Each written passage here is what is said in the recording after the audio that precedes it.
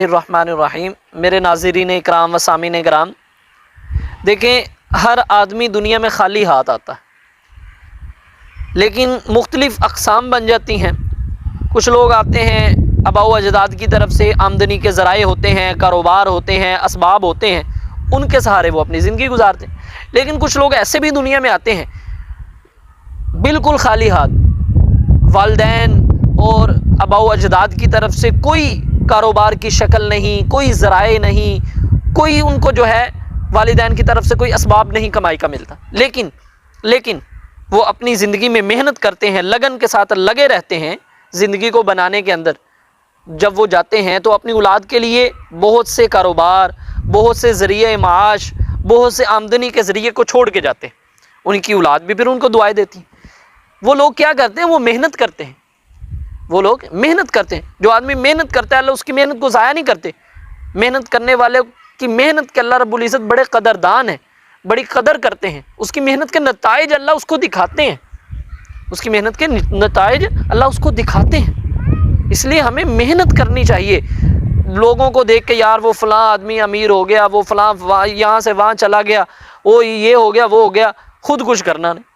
اس لیے ہمیں اپنے جسم کو محنت کا عادی بنانا چاہیے، اپنے جسم کو محنت کا عادی بنانا چاہیے۔ بقدر القد تکتسب المعالی، فرمایا کہ جو بلند مرتبے ہیں وہ محنت کی بقدر حاصل ہوتے ہیں۔ اگر کچھ سٹیٹس بنانا ہے، کوئی لوگوں کے اندر مرتبہ بنانا ہے تو وہ محنت کی بقدر حاصل ہوں گے۔ من طلب العلا سہر الليالي، کہ جو سٹیٹس کے طالب ہوتے ہیں نا، جو بلند مرتبوں کے طالب ہوتے ہیں، جو اپنی زندگی کو اچھا گزارنا چاہتے ہیں، وہ راتوں کو سوتے نہیں۔ راتوں کو سونے سے مراد یہ وہ محنت کرتے ہیں، یعنی محنت کی طرف اشارہ ہے۔ تروم العزت ثم تنام لیلا، تو اپنی عزت بھی چاہتا ہے، لوگوں کے اندر سٹیٹس بھی چاہتا ہے، اور راتوں کو بھی سوتا ہے، یعنی راتوں کو سونے کی محنت کی طرف اشارہ ہے کہ محنت کرنے والا آدمی وہ کبھی ناکام نہیں ہوتا۔ یغوث البحر من طلب اللآلی، کہ جو جواہر تلاش کرنے والے ہوتے ہیں نا، موتی تلاش کرتے ہیں، وہ سمندر کی گہرائی میں غوطہ کرتے ہیں، اتنی مشقت برداشت کرنے کے بعد ان کو جو ہے یہ جواہر اور لال ملتے ہیں۔ اس لیے محنت کے عادی بنے، محنت کریں، محنت کریں گے تو اللہ رب العزت رنگ لائیں گے۔ اللہ رب العزت کی کسی کے ساتھ کوئی ایسی ویسی رشتہ داری نہیں، جو محنت کرے گا اللہ رب العزت اس کو ذریعہ معاش بھی دیں گے، کاروبار بھی دیں گے، اللہ رب العزت اس کو اپنا گھر بھی دیں گے، اور ہر چیز اللہ رب العزت اس کے سامنے مہیا کر دیں گے۔ یہ دارالاسباب ہے، اسباب کا جہان ہے، اسباب اختیار کریں اللہ رب العزت سب کو دیں گے۔ اسباب اختیار کرنا انبیاء علیہ السلام کا شیوا ہے۔ داؤد علیہ السلام زیریں بناتے تھے، جنگوں کے اندر جو استعمال ہوتی ہے اس کو بیچ کے اپنا گھر چلاتے تھے۔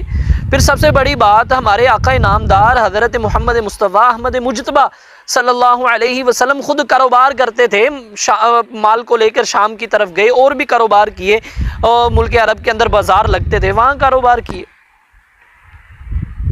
تو اس لیے ہم بھی جو ہے یہ نہ سوچیں یار میں کچھ نہیں کر سکتا، میں یہ ہوں وہ ہوں، میری قسمت خراب ہے، نہیں، بلکہ محنت کر لیں، لگن کریں، کچھ شروع کریں۔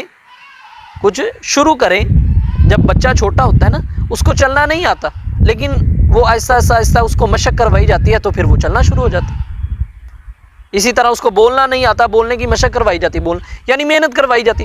ہر کام کے اندر جب مسلسل محنت ہوتی ہے تو اس کے نتائج ضرور نکلتے، زور بازو ازما شکوہ نہ کر صیاد سے، آج تک کوئی قفس ٹوٹا نہیں فریاد سے۔